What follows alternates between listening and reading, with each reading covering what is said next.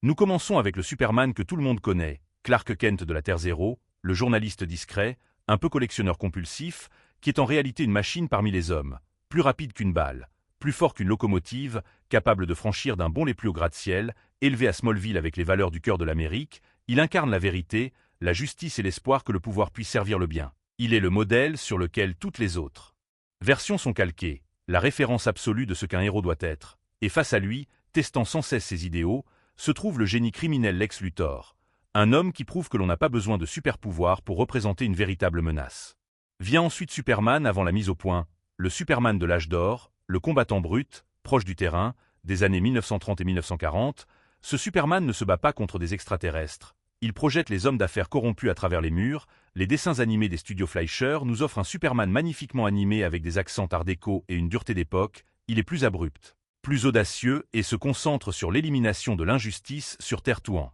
Affrontant parfois des menaces cosmiques, ses ennemis sont souvent symboliques, savants fous, profiteurs de guerre et industriels véreux, comme ces monstres mécaniques intrigants et autres premiers prototypes de génie du mal.